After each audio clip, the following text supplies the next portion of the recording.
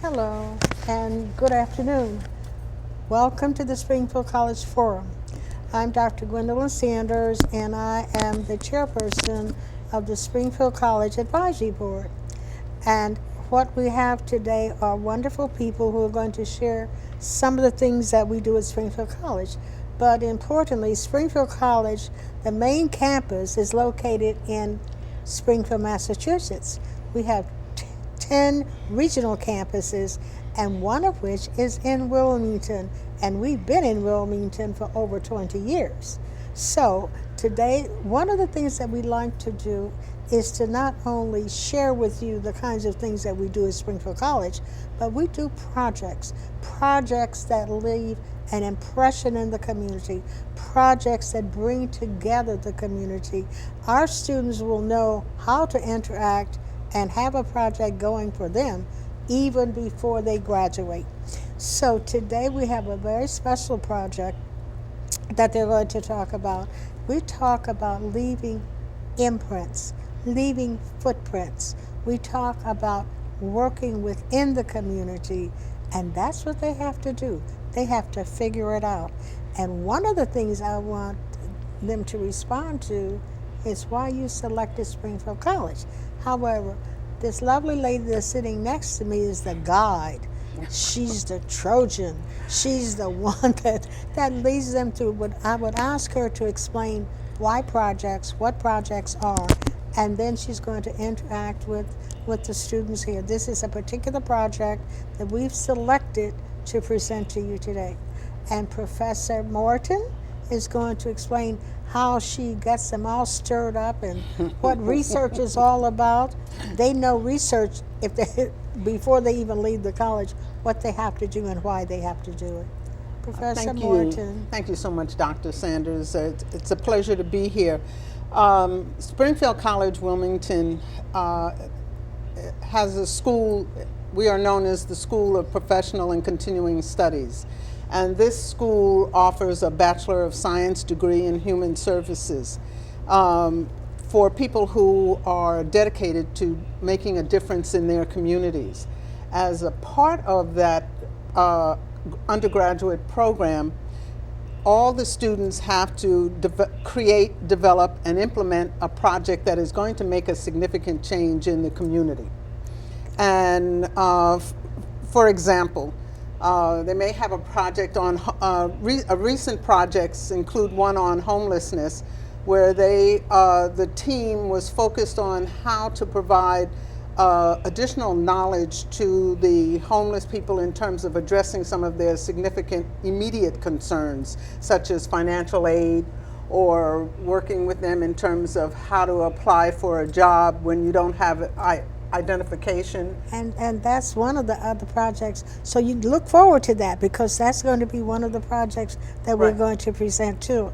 Okay, and another one that is going to be presented has to do with saving our streets, and and that team is focused on providing tools for better decision making by youth in their particular community, such as conflict management when they're faced with critical issues, within their own community. But today we have a team that is focused on working with early childhood children and obesity. And what I'm going to introduce two young ladies who are involved on that team, and what they're going to talk about is demonstrate to you how they have done their research in terms of community assessment, how they have reached out and done research within literature and focused on addressing a common core issue within the community. To that end, I'd like to introduce Yolanda Curtis and Chevelloni Chevelloni L. And their project is called Early Childhood Education for Obesity. And what I would like for them to do first is tell us, thank you, Certainly. why you selected Springfield College to work on your bachelor's degree. You want to go first? Sure, I'll go first. See, they've already started. You go first. I chose Springfield College to obtain my bachelor's degree because it works for me as a parent and also as a full-time employee. It just gives me more options of when I'm able to work on my assignments, and then I get to be in a atmosphere with other adult learners, so Okay. that makes Is me that feel because more comfortable. you go on the weekends? Yes. Okay. So I love the weekends, and you know, so a lot of the online work is so much easier to do than going to sit in a class. Your turn. And that's pretty much the same reason why I chose Springfield College. I was told about the program through an alumni, and she loved it. She had a fabulous time at Springfield, and she made a significant difference. She was on the board, and she remembers her projects as well being something that was a great experience for her. And it was just easy. It was just easy to get in, to be around other adult learners, to be in a classroom. I had one experience that was just fabulous, our year-long experience with this project on childhood obesity, and it was just a great fit for my lifestyle. Well, before they get into describing their program, I'd like to say that Springfield College Wilmington offers classes 2 weekends out of the month. And the rest of the time it's done their work is done online. But it gives people who are working full time an opportunity to pursue their wants and figure out a way to address this challenge in their lives. And many students who've been out of school 10, 20, 30, 40 years, who are changing their careers or simply need a bachelor's degree. And the school also offers a master's degree for those who are interested. But today we're talking about this undergraduate degree and how a significant aspect of achieving that undergraduate degree has to do with projects that are going to change the community. The other thing we want to keep in mind too is that as you're going through the process and looking at where you want to go and where you want to be and taking those classes, not all of them are offered online. You know, some of them are face-to-face because initially you're just coming back and sometimes they go in a classroom and get a little traumatized as to the expectations because it is college and we do have expectations of you and you've come to the task. So as you continue on, some of your classes will be online, some of them will be face-to-face. So what that does is prepare you for the reality because, you know, at some point you may be able to get a whole degree online. It depends on what it is that you do and how important that face-to-face is with you in doing that. And for me, I think you as well, Chevelloni, because she was in a lot of my online classes. Because we're early education majors or concentration, we took a lot of our early childhood classes online. They were not offered at the actual campus. So yeah, it was a great experience, and you still had to have that same community because a lot of the people that we met, you know, we had the same majors and we did interact with them 3 times a week. So that's what's required for your attendance online. So it was a good experience as well. Why did you select that topic? Well, I have a background in early childhood education. I'm a trainer, so I've been in early childhood as an adult trainer for the teachers for the last 10 years. And they pretty much propelled me into going back and getting my degree in early childhood education so that I can write more workshops. But now I'm hands-on more. I'm at Richardson Park Elementary School, and I'm working in the autism classroom. And so this experience has just tremendously prepared me for that. And I am an infant teacher at University of Delaware Early Learning Center, and I work with infants. And you were asking about our topic and why we chose this topic. We were initially, in our first projects class, we were asked to talk about a social issue within our early childhood programs that we could make an impact on. And so that's where we came up with the idea to do a research project on childhood obesity and how early childhood programs could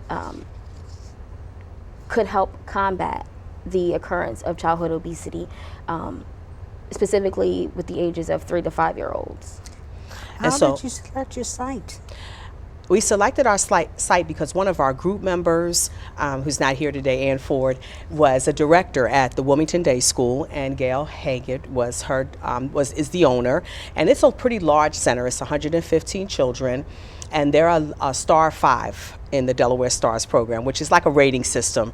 Like hotels rate their hotels from 1 to 5 stars. Delaware Stars does that for early child care centers. So it's a quality So rating? it's an excellent quality child care center. So we came up with Office of Child Care Licensing requires all children in early child care centers to have an hour a day of play.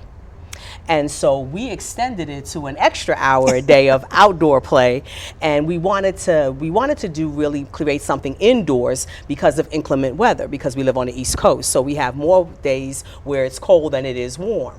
So we came up with Ladybug Land, and it was a great idea. I'm sorry, go ahead. I'm sorry.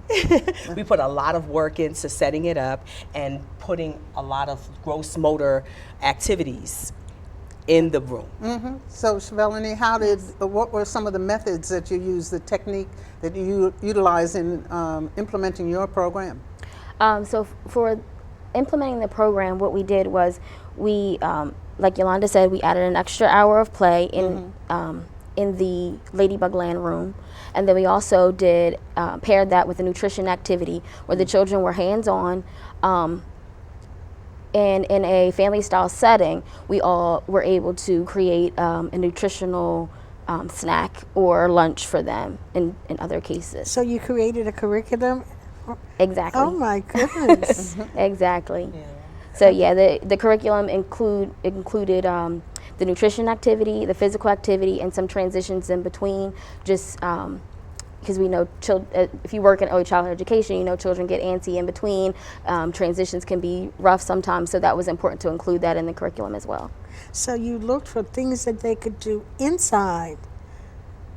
Okay. Yes. And how did they react to that? Oh, they loved it. They loved it. As a matter of fact, they were screaming, I want to go to Ladybug Land. Everybody went, I want to go to Ladybug Land. So whenever we went in. What kinds of activities did you implement within you had a room that was set aside? Yes, yes. Okay. So on day 1, for example, we did an obstacle course. Okay. And in this obstacle course, it involved crawling through a tunnel, kind of like a little baby boot camp, if you will. But it was you go through a tunnel, you went up a slide and down. We tumbled on a mat, and then you went around. You hopped on a little bouncy ball. Okay. And then you jumped over different stones, and that was the end. And then everybody would go around, and they would finish it. How so delightful. Yeah, it was nice. They really enjoyed it. I bet you had some adults who wanted to do the same Yeah. thing.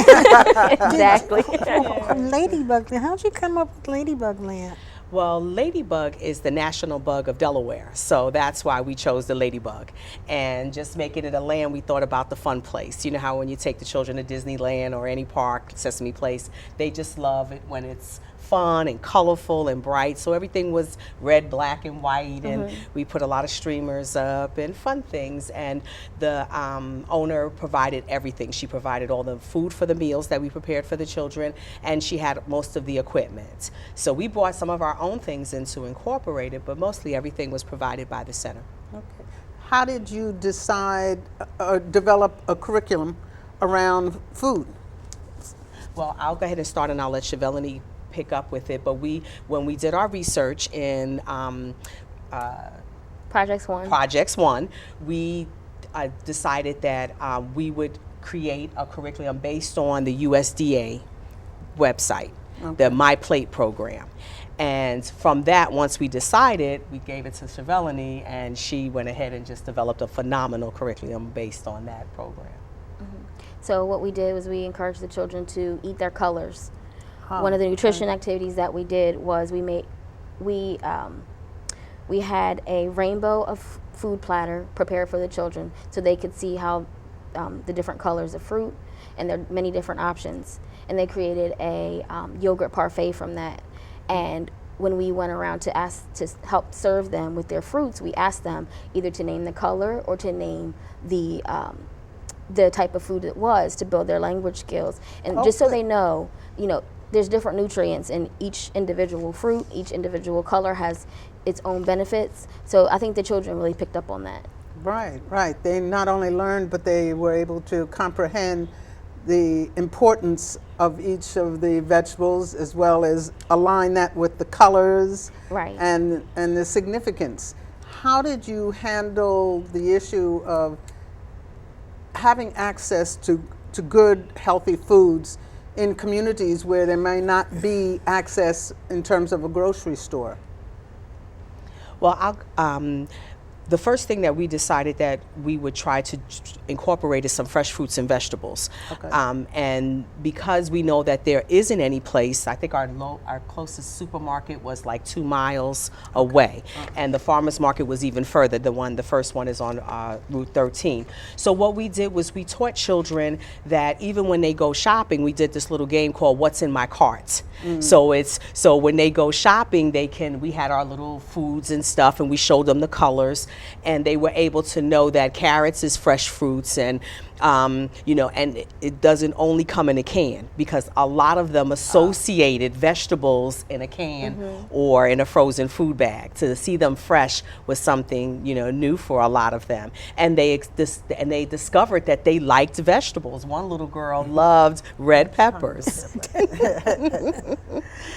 Okay, and then how did did you have any interaction with parents and how they felt about the changing of making your children aware of that?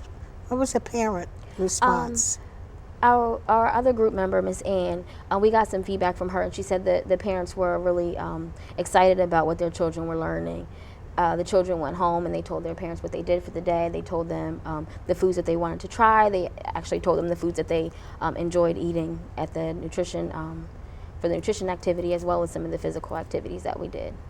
And we even had a teacher for the first time experience spinach, and so as to show an example to her students, she actually tried spinach for the first time. Spinach. Yes, raw spinach. She had never had it before. Oh, okay. Yeah, so that was exciting just to watch and see, and just knowing that we also make an impact on the teachers, not just the children. Okay, so that was how receptive was the owner to continuing this? The Ladybug Land is still up in her upstairs, and it is an alternative for when the children can't go outside for inclement weather, that they go up there and they still have their extra hour of play. Some of the other things that we took up was a parachute, which is just a big, huge, colorful parachute. And so the kids, walked around and they put it up and down, and so it's an instructional kind of thing. Because the way that Chevelloni created the large motor skills with the Ladybug Land, was that it would incorporate more than just the large motor development. We would also do a lot of our fine motor skills, and then the cognitive, which is the learning with the colors, matching the colors to the foods. And so we made sure that we incorporated a lot of that, and so the teachers are still implementing a lot of what we put there in place. Oh, it's wonderful that you'd have that kind of support from the organization that you were working with, of course. What other, based upon your findings and the various conclusions that you came to, what are some of the recommendations that you would have for the future? For the future, I would recommend that just for monetary reasons, for the Wilmington Early Childhood Centers to come together and maybe create a committee where they could work together to